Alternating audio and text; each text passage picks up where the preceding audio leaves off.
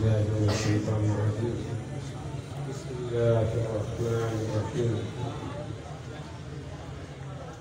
فإنما أنا قاسم والله يؤتي صدق الله العلي العظيم. حضور اکرم صلی اللہ علیہ وسلم کی بارگاہ میں خطبہ کا نذرانہ پیش کیجیے. اللہم صلی علی سیدنا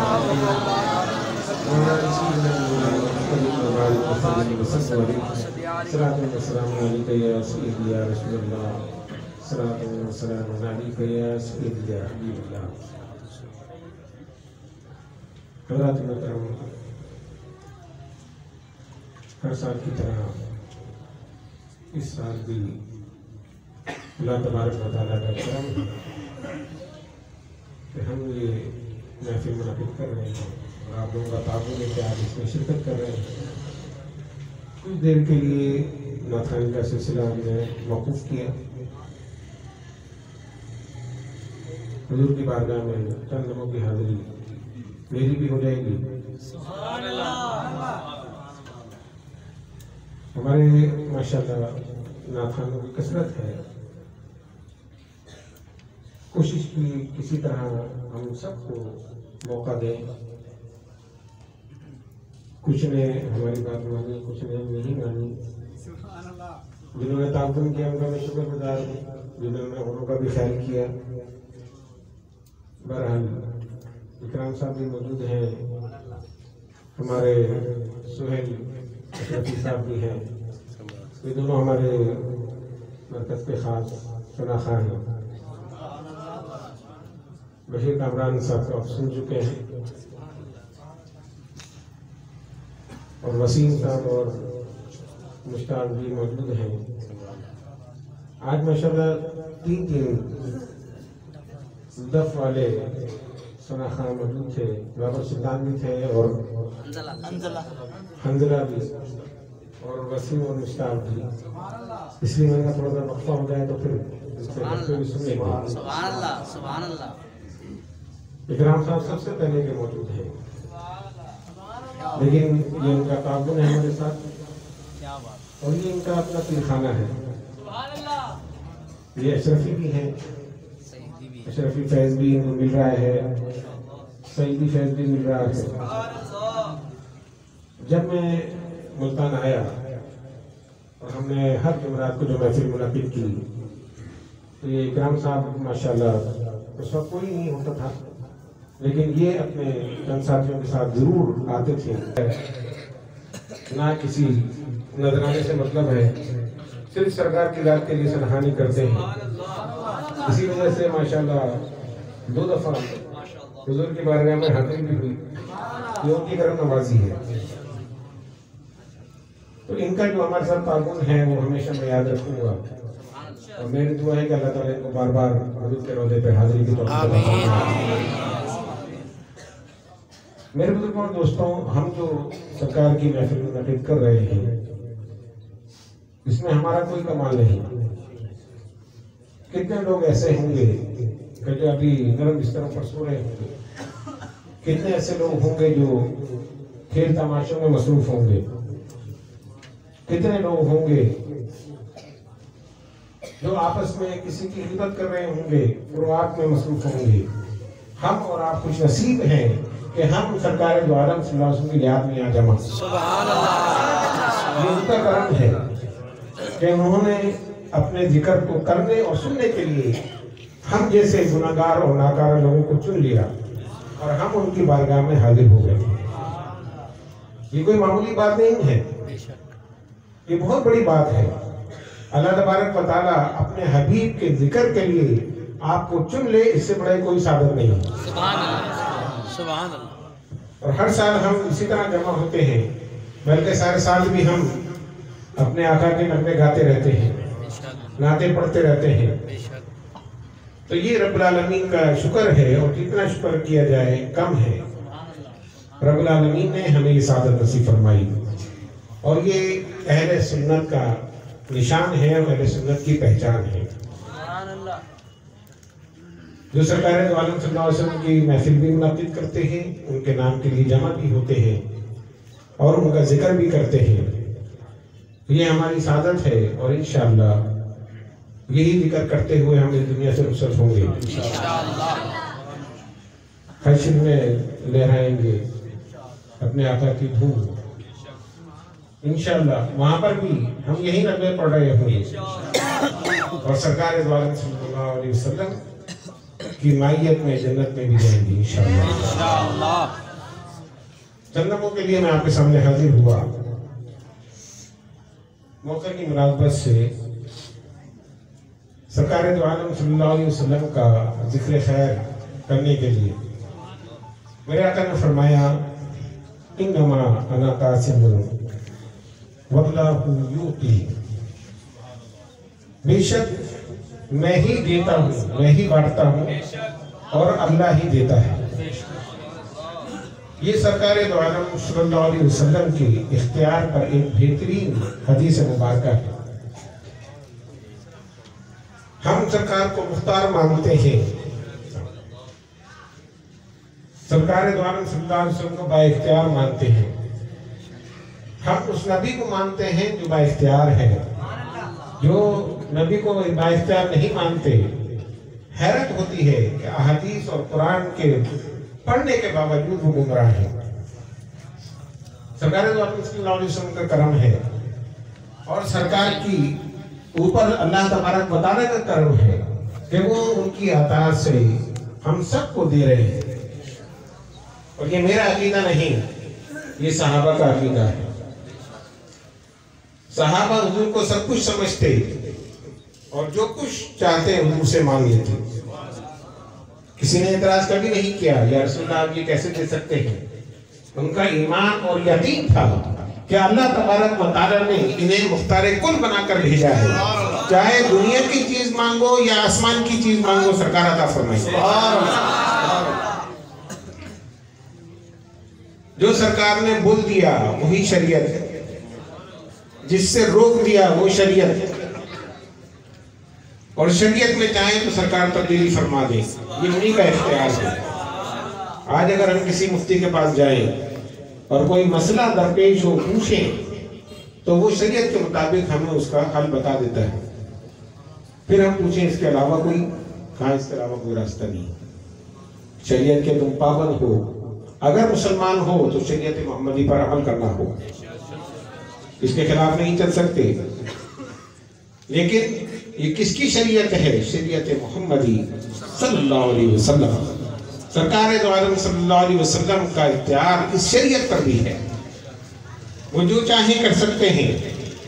حضور کے ایک صحابی جن کا فرض روزہ ٹوٹ گیا حضور کی بارگاہ میں حاضر ہوتے ہیں، یا رسول اللہ صلی اللہ علیہ وسلم فداک امی و ابی، حضور میرے ماں باپ پر قربان ہو، میرا روزہ ٹوٹ گیا ہے، اس کا کیا حل ہے؟ سرکار نے فرمایا 60 روزے رکھو. شریعت یہ کہتی ہے اگر کسی کا روزہ ٹوٹ جائے تو وہ 60 روزے رکھے اور متواتر رکھے. اگر کوئی بیچ میں ناغہ ہو جائے تو پھر دوبارہ اس کو 60 رکھنے پڑے گی. یہ شریعت کا حکم ہے ایک فرض روزہ توڑنے سے. لیکن وہ کسی مفتی کی بارگاہ میں نہیں، سرکار کی بارگاہ میں موجود تھے. جانتے تھے کہ سرکار اس کا کوئی حل بتائیں گے. حضور فرماتے ہیں 60 روزے رکھو.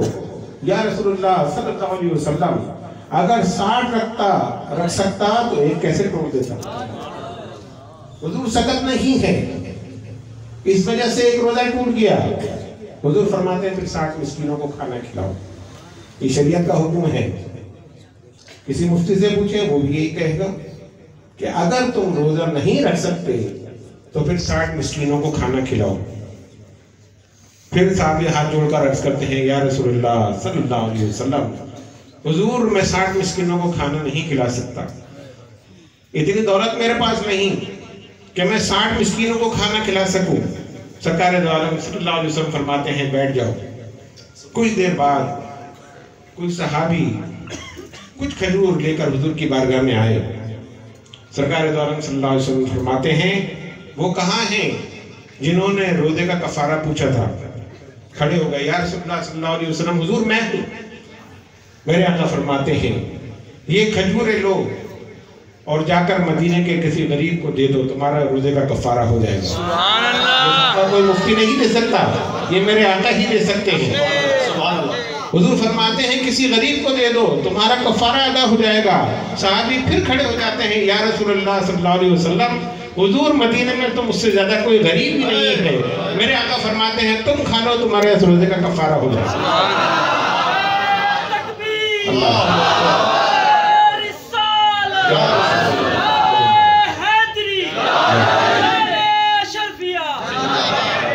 ये सरकार का इख्तियार है। जो कहते हैं कि वो बाइख्तियार नहीं है, उन्हें कोई इख्तियार नहीं है, उनके चाहने से कुछ नहीं होता। कितने नावाकिफ हैं, दीन को जानते ही नहीं हैं, जिनकी वजह से सब कुछ मिला, जिनको अल्लाह तबारक व तआला ने अपना महबूब बनाकर भेजा, उसको क्या बेइख्तियार भेजे?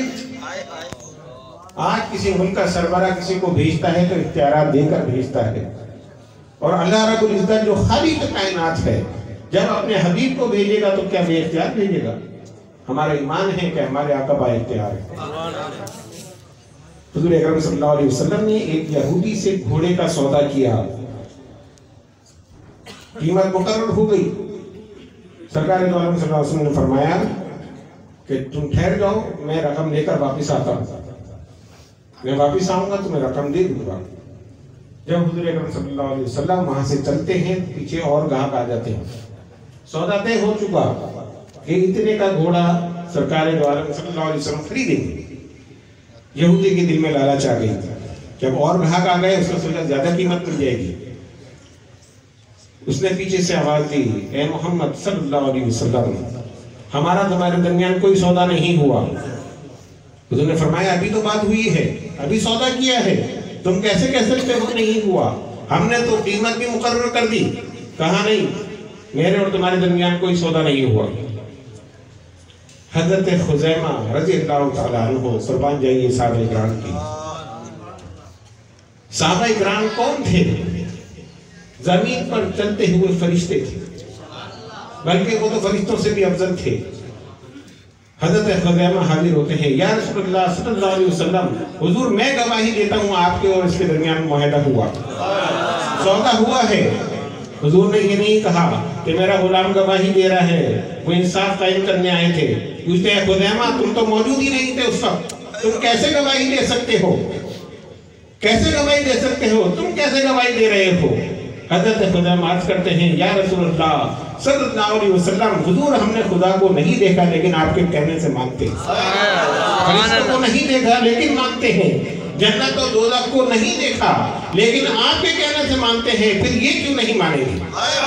मैं गवाही देता हूँ कि आपके और इसके दरमियान मुआहदा हुआ है, आप जो कहते हैं वो सच है। सरकार दो आलम सल्लल्लाहु अलैहि वसल्लम ने जब गुलाम की ये बात सुनी, चेहरे पर मुस्कुराहट आ गई और एक इनाम अता फरमा दिया। फरमाया कि सबकी गवाही एक है और खुज़ैमा की गवाही दो के बराबर है। शरीयत क्या कहती है? एक गवाही एक ही होगी, एक शख्स गवाही देगा तो एक ही देगा। मेरे आका शरीयत में तरमीम फरमाते हैं उस शख्स के लिए कि जो हुजूर के लिए गवाही दे रहा है, फरमाया खुज़ैमा की गवाही दो के बराबर है। हुजूर इल्म गैब रखते थे, जानते थे एक वक्त आएगा जब कुरान जमा होगा। जब हजरत उमर और हजरत अबू बकर सिद्दीक ने कुरान जमा करना शुरू किया तो शर्त लगा दी कि जिसके पास जो आयत है वो ले आए और अपने साथ दो गवाह भी लेकर आए। कुरान जमा हो गया, साहबा लाते रहे, दो गवाह साथ लाते रहे, कुरान तरतीब दिया जाने लगा, तकरीबन मुकम्मिल हो गया। हजरत खुज़ैमा रज़ियल्लाहु ताला अन्हु आते हैं सूरह तौबा की आखिरी आयत लेकर, लेकिन गवाह कोई साथ नहीं है। आए और खिदमत उमर और खिदमत अबू बकर में पेश कर दी। हजरत उमर फरमाते हैं खुज़ैमा किसी और गवाह की जरूरत नहीं, मैंने अपने आका से सुना है तुम्हारी गवाही दो के बराबर है। मेरे आका जानते थे कि तौबा की आखिरी आयत लेकर खुज़ैमा आएंगे, अगर ये शामिल नहीं तो कुरान नामुकम्मिल हो जाएगा। एजाज़ अता फरमा दिया और कुरान मुकम्मिल हो गया। ये है मेरे आका का इख्तियार, चाहे तो शरीयत बदल दे, जो फरमा दे वही शरीयत बन जाए, जिससे मना फरमा दे वो शरीयत बन जाए। सरकार दो आलम सल्लल्लाहु अलैहि वसल्लम को अल्लाह तबारक व तआला ने मुख्तार कुल बनाकर भेजा। हज़रत रबिया मशहूर वाक़या आप लोग सुन चुके हैं, सुनते रहते हैं उलमा से। ایسے صحابی جو ہر وقت حضور کے حجرے کے باہر تشریف فرما رہتے. کیوں؟ کب آقا کو ضرورت پڑ جائے، کب آواز دیں اور میں ان کی خدمت میں پہنچ جاؤں. رات ہو یا دن ہو، حضور کے حجرے سے باہر بیٹھے ہو، وہیں سو رہے ہیں، وہیں لیٹے ہیں، کب حضور کی آواز آئے. ایک رات میرے آقا نے پکارا، تہجد کا وقت تھا، حضرت ربیہ کی قسمت جاگ گئی، اٹھے اور حضور کی خدمت میں پہنچ گئے. سرکار نے فرمایا وضو کراؤ. آپ نے وضو کرایا، دریا رحمت جوش میں آ گیا. اے ربیہ مانگو جو مانگنا ہے. یہ کون کہہ سکتا ہے جو دے سکتا ہوں؟ میں ہوں، اپنے گھر کا مالک ہوں، گھر کے اندر جو کچھ ہے میں کہہ سکتا ہوں، گھر سے جو چاہیے مجھ سے مانگ لو. یہ نہیں کہہ سکتا کہ اکرام صاحب کے جو گھر میں مجھ سے مانگ لو. ان کا مال میں نہیں دے سکتا، ان کے مال کا مالک میں نہیں، میں اپنے ہی گھر سے اٹھا کر دے سکتا ہوں. اپنی ملکیت میں جو مال ہے جس کو چاہوں دے سکتا ہوں، کوئی نہیں پوچھ سکتا. سرکار کا یہ فرمانا، اے ربیہ مانگو جو مانگنا ہے، دریا رحمت جوش میں ہے. حضرت ربیہ یہ نہیں کہتے یا رسول اللہ کیا مانگوں، آپ کیا دے سکتے ہیں، یہ نہیں کہا. وہ صحابی تھے، وہابی نہیں تھے. عرض کرتے ہیں یا رسول اللہ،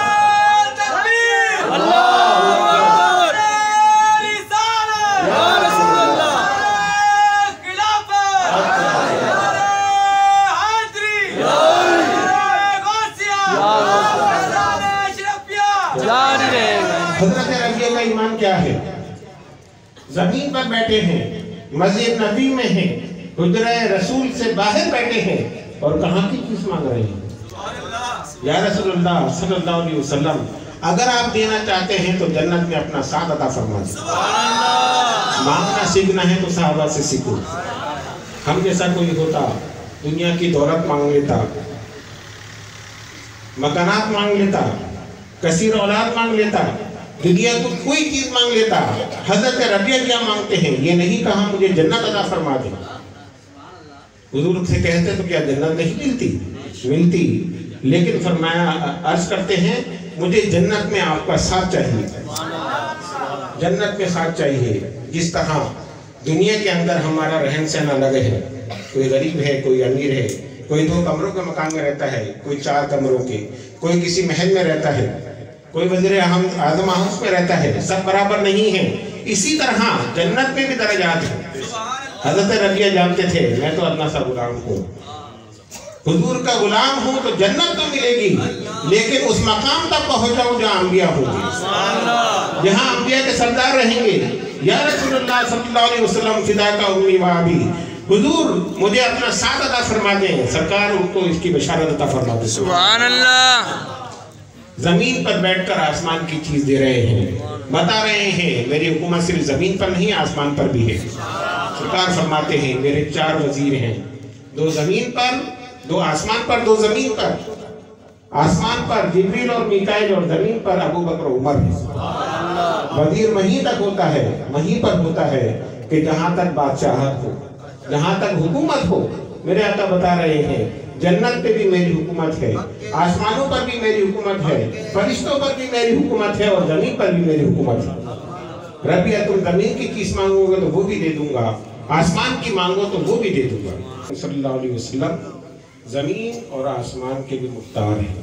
اللہ تبارک و تعالیٰ نے یہاں کی حکومت بھی دی اور وہاں کی بھی حکومت عطا فرمائی.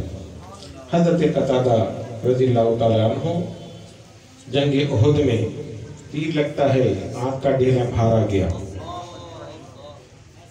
کس کے پاس گئے؟ کہتے ہیں نبی کے چاہنے سے کچھ نہیں ہوتا، نبی کو کوئی اختیار نہیں ہے. روحانی بیماری ہو یا جسمانی، سرکار اس کے بھی مختار ہیں. سبحان اللہ. حضرت قتادہ کا عقیدہ کیا تھا؟ حضور کی خدمت میں پہنچ گئے آنکھ کا ڈھیلا لے کر، خون بہ رہا ہے، آنکھ نکل چکی ہے. جب لشکر کسی جنگ پر جاتے ہیں تو طبیب بھی ساتھ ہوتا ہے. اس زمانے میں بھی ہوتے تھے.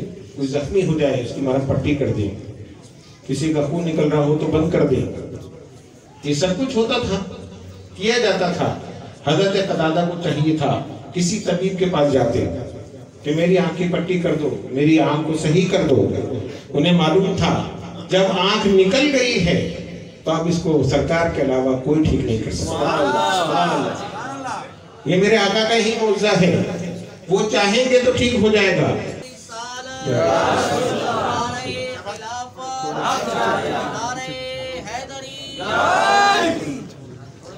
حضور اکرم صلی اللہ علیہ وسلم حضرت قتادہ سے پوچھتے ہیں. کیا پوچھتے ہیں؟ سرکار بھی اپنے غلاموں کو ٹیسٹ کرتے ہیں ان کا کیا عقیدہ ہے. میں نے کہا نا مانگنا سیکھنا ہے تو صحابہ سے سیکھو. حضرت قتادہ سے حضور پوچھتے ہیں اے قتادہ تمہیں آنکھ چاہیے یا جنت چاہیے؟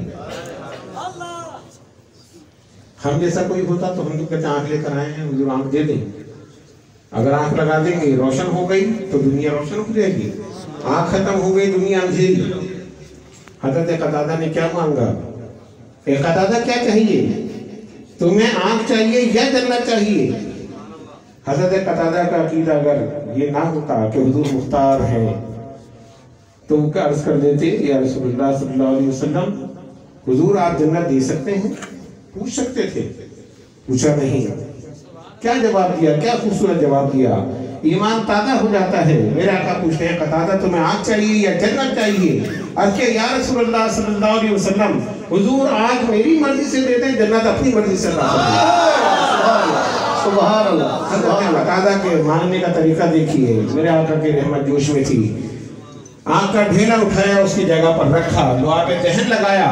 حضرت قتادہ فرماتے ہیں میری آنکھ پہلے سے زیادہ روشن ہو اور جنت کی بشارت بھی عطا فرما دی اور فرما دیا اے قتادہ نماز کی پابندی کرنا نوافل کی کثرت کرنا.